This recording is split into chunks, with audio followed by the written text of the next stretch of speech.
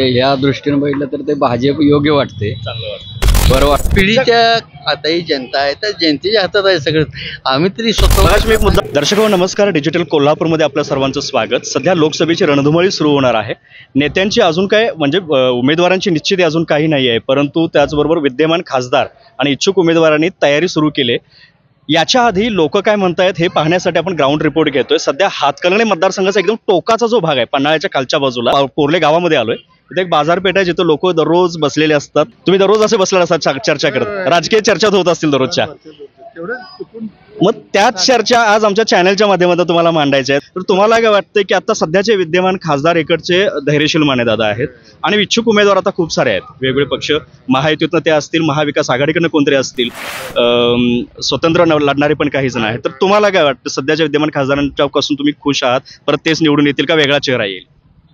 आता काय गेल्यापासून आता परवा आलते फोटो इथं विद्यमान खासदार निवडून गेल्यापासून. नाही का, असं पण मला काही जण म्हटलेत की हा मतदारसंघ फार मोठा आहे, इकडनं तो तिकडच्या टोकापर्यंत, त्यामुळे भेटी होत नसतील. तर नाही, भेटी व्हायला काय झालं, यायला गावाला भेट द्यायची म्हटल्यावर भेट नाही. मार्गदर्शन काय केलं नुसतं कामापुरतं येणार तुम्ही, तुमच्या कामापुरतं. त्यामुळे ही एक निराशा असणं हा, साहजिक आहे. मग यासाठी एक शेतकरी म्हणून, कारण ह्या पट्ट्यात फिरताना मला एक जाणीव झाली, कारखाना शेजारी आहे, बऱ्यापैकी 90% लोक शेतकरी आहेत. कोल्हापूर शेजारी जर असले शेतकरी आहेत. शेतकरी हा. लीडर इथं कार्यरत असतो. कार्यरत असतो. राजू शेट्टी ही तर कायम कार्यरत असतो. काय अडचणी आल्या म्हणजे आजही पदावरती नाही आहे तरी ते हा? तरी सुद्धा आहे तो तर तो असतो. कार्यरत आहे. परवा त्यांनी पाययात्रा काढली या तालुक्यात, 21 दिवस होती. लोकांनी तुम्ही स्वागत म्हणजे केलं ना. इकडे पक्ष, त्यांचा पक्ष स्ट्रॉंग आहे असं काय नाही ना, तुम्ही पक्षाचे नाही. ते लोकांनी त्याला आदर केला, सत्कार केला. मग आता त्यांचा किती प्राबल्य आहे आता आम्ही आज आजमावू शकत नाही ना. उसाला दर मिळाला आम्हाला, राजवटीमुळे उसाला दर मिळाला भरपूर मिळाला. आणि कुठे काय तटलं असलं तर लोक त्यांना वचकून आता काम करतात. नाही व आता शेतकऱ्यांचं हा मुद्दा जरी तुमचा शेतीचा असला, आपण शेतीच्याच गोष्टींना महत्व देणार.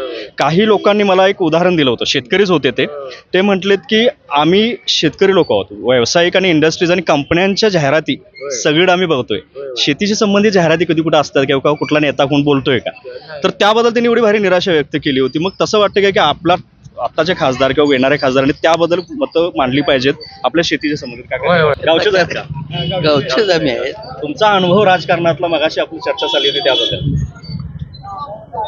आता काय वाटतंय राजकारणाचं, की काय बदल होईल नाही होईल, झालेला चांगला आपल्या दृष्टीने काय? एक शेतकरी म्हणून तुम्हाला काय वाटतं, काय व्हायला पाहिजे? बरोबर आहे तसं. आता काय सांगता ते पुढचं पिढीच्या आता ही जनता आहे तर जनतेच्या हातात आहे सगळं.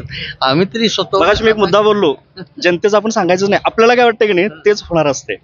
कारण जसं तिकडे मला काही लोकांनी सांगितलं की पैशाचं राजकारण होत असते, म्हणून तुम्हाला वाटतं की तुम्ही पैसे पण फिरणार आहात, तर नाही. मग लोकही नाही फिरणार, कारण ती लोक हुशार झाल्यात.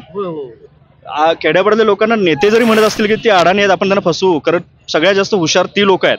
पेपर वाचण्यामुळेच नाही फक्त, तर वेगवेगळ्या गोष्टीतनं त्यांना ज्ञान आहे. कसं असतंय, उसाला वगैरे दर दिला पण लागवडीचा दर वगैरे कमी व्हायला पाहिजे. लागवडीचा दर जास्त आहे, उसाला दर वाढवून दिला आणि लागवडीला पण दर वाढल्यामुळं ते प्रॉफिट त्यामध्ये काही राहत नाही. ते लागवडीचं वगैरे दर कमी झालं पाहिजे. शेती संबंधितच बरोबर तुम्ही चांगलं बोललात की बियाण्याने लागवडीचा जो खर्च वाढलाय त्या प्रमाणात आणि इतर सगळी महागाई आहे, याचा सगळ्यात जास्त फटका हा शेतकऱ्यांना सध्या बसायला लागलाय.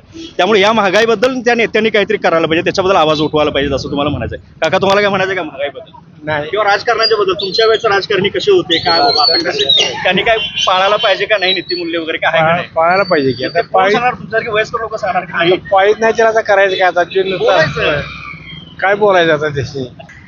बोला आता, तुम्हीच बोला आता. काय बोलू सका, काय सांगा. राजकारण सध्याचं जे चाललंय महाराष्ट्रात असेल, देशात असेल, 1975-80 पासून इंदिरा गांधीच्या काँग्रेस पासून आम्ही राजकारणात होतो. आहे आता आम्ही रिटायर झालो, त्याच्यात काही इंटरेस्ट नाही घेत. राजकारणात काय नाही, लय निराशाजनक आहे असं तुमच्यासारख्या अनुभवी लोकांनी जर म्हणलं तर तरुणांनी किंवा आमच्यासारख्या तरुणांनी करायचं काय? मग देश फळी चालणार कशी, देशाची फळी चालणार कशी? तुमच्यासारख्यांच्याकडे काही विचार तुम्ही पेरले, समाजासाठी करणारा असे खात्रीशीर असेल त्याला मतदान करावं, हेच आमचं. ते प्रत्येकाने विचार करून मतदान करावं. विचार करून करावं.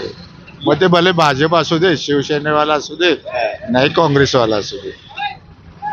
इकडच्या भागामध्ये मगाशी तुम्ही जसं म्हणलात की इकडच्या भागामध्ये आता कसं वारं आहे या बाजूला, कारण पन्हाळा हा एकदम इकडचं टोक आहे, हातकर्णी मतदारसंघाचं एकदम शेवटचं टोक आहे, याचाही परिणाम म्हणजे ह्या आणि शाहूवाडी आणि इकडचा जो भाग आहे यात समाजकारण हे धार्मिक यावर चालत नाही. सगळ्या समाजाला जे काय नित्यंत गरजेचा जो आहे ते चाललं पाहिजे ना जीवन. हे समाजात काय महागाई वाढली म्हणजे त्याचं पगार वाढले, महागाई वाढली म्हणजे समाधान झाले असं काही नाही. काय ते सगळं टिकाऊ पाहिजे, यंत्रणा शाश्वत पाहिजे, शिशाव पाहिजे. तुम्हाला नोकऱ्या आता जरांगेने उपोषण केले कशासाठी की फार गरीब आहे त्याला काहीतरी न्याय मिळावा, न्याय मिळावा. हे बरोबर आहे की हे सगळ्या समाजाला धरून जायला पाहिजे. तुम्ही नेत्यांनी हे असाच विचार करायला पाहिजे की बाबा महागाईचा विचार करायला पाहिजे, ह्या गोरगरिबांना ज्या सुविधा द्यायला पाहिजे त्याच्यावरती पहिला विचार करायला पाहिजे असं तुमचं. आता नैसर्गिक आपत्ती वाढायला लागल्यात. या कोल्हापूर जिल्ह्यात आता जनता निम्मी कुठं राहायचं असा प्रश्नच आहे. पूर पाण्यात येतं, इथं पाणी येते गावात, अशा वेळा एका बऱ्याच प्रपंच 50% नष्ट झाले. आता बघितलं तर खालच्या चिखली भागाचा तो भाग जो आहे तो पाण्याखाली बऱ्यापैकी वेळेला जातो. त्याच्या योजना जर त्याने बंदोबस्त केले ताबडतोब तर लोक त्यांच्या पाठीमध्ये जाणारच ना. काय वाटतंय बरोबर आहे. शेती बदल किंवा इतर गोष्टी संरक्षण महत्वाचं झालं ना.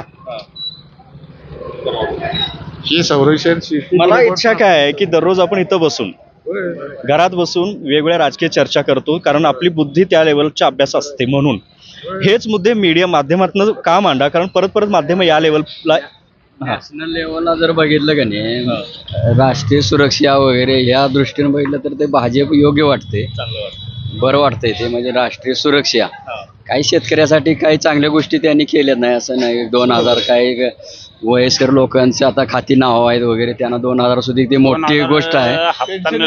हा चांगलं केलंय ते. अशा गोष्टी चांगल्या आहेत. अशा गोष्टी शेतकऱ्यासाठी काहीतरी केलं पाहिजे. पण लागवडीचं वगैरे जरासं दर कमी करून, उत्पादन खर्च कमी करून हे केलं पाहिजे. काही जणांनी हा मुद्दा मांडला की देशात सगळ्यात जास्त शेती केली जाते. जरासं भ्रष्टाचारावर अंकुश लावायला पाहिजे.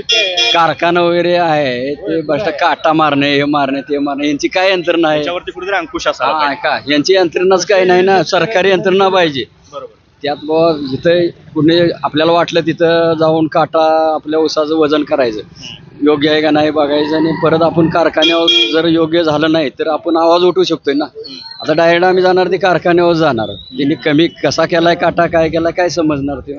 बरोबर. आणि रात्रीचं वगैरे वजन घटवतात कारखानेवाले. रात्रीचं धाड वगैरे पडत नाही कुठल्या गोष्टीची, काय नाही, असं कोण अधिकारी येत नाहीत, काय नाही, असे ना रात्रीचा काटा कमी जास्त होऊन ठेवतात. त्याच्यावरती ट्रॅक्टर वगैरे वजन मध्ये मारतात, ऊसाचा अर्धा टनानं मारतात. शेतकरी म्हणून तुमची ही खंत आहे, दुःख बरोबर आहे, कारण मुळात राबत असतो त्या ऊसाच्या उत्पादनासाठी. मालाला चांगला दर मिळाला पाहिजे. बाद मालाला बाद दिला तरी आमचं काय ना नाही. लक्षात घ्या, कष्ट करतोय त्याला योग्य त्याला मोबदला मिळाला पाहिजे. आणि ह्यासाठी नेत्यांनी पुढाकार घ्यायला पाहिजे असं तुमचं मत आहे. आम्ही ग्राउंड रिपोर्ट कशासाठी घेतोय की बाबा ज्यावेळी व्यवसायात कसं करताय, फॅटवर तुला पैसे, तशा पद्धतीचं करा ना. शेतकरी योजना जरा चांगलं काम करतो त्याला चांगलं म्हणतात. नाही, मुद्दा हा आहे की आपल्याला बोलून या लोकांना काहीतरी आपण सांगू शकलो, याचा इफेक्ट होत नाही असं नाही, कारण ते नेते कोल्हापूर जिल्ह्यात दबावाचं राजकारण आहे.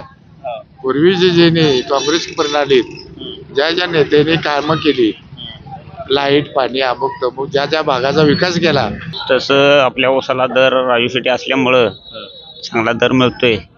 आणि राजू शेट्टीच असावा असं आपण. स्वाभिमानीचे आहे का? स्वाभिमान नाही, पक्ष वगैरे असं काय नाही काय. एवढं स्ट्रॉंगली का बोलायला म्हणजे एक शेतकरी म्हणून तुम्हाला असलेली ओढ आहे, होय याच गावचे आहात. होय. ओके. नाही, हे काय प्रत्येकाची वेगवेगळी मतं आहेत. जसं यांनी सांगितलं की खूप म्हणजे राजकारण कसं असायला पाहिजे, खूप सारं बोलता येतंय. अशा ठिकाणी आम्ही आलो की रॅन्डमली की त्यांनाही बोलताना खूप अडचणी आल्या, कारण 11th आवरला आल्यानंतर या लोकांना थोडं फार का असे ना थोडंसं आखडल्यासारखं होतं, परंतु मुद्दे मात्र चांगले मांडले. मित्रांनो, खूप सारे राजकीय चर्चा आपल्याला करता येतील. वेगवेगळे मुद्दे या ग्राउंड रिपोर्टमधून आम्ही तुमच्यासमोर घेऊन येत आहोत. राधानगरी आणि भुदरगडच्या या पट्ट्यामध्ये आम्ही वेगवेगळे मुद्दे घेऊन आम्ही ग्राउंड रिपोर्ट केलेले आहेत. त्याचेही व्हिडिओ आवर्जून पहा. आणि याच्यानंतर आता आपण हातकर्णी भागामध्ये आता आपण फिरणार आहोत. तुमच्या सर्वांचे पुन्हा एकदा आभार, धन्यवाद. राजकारणात जसं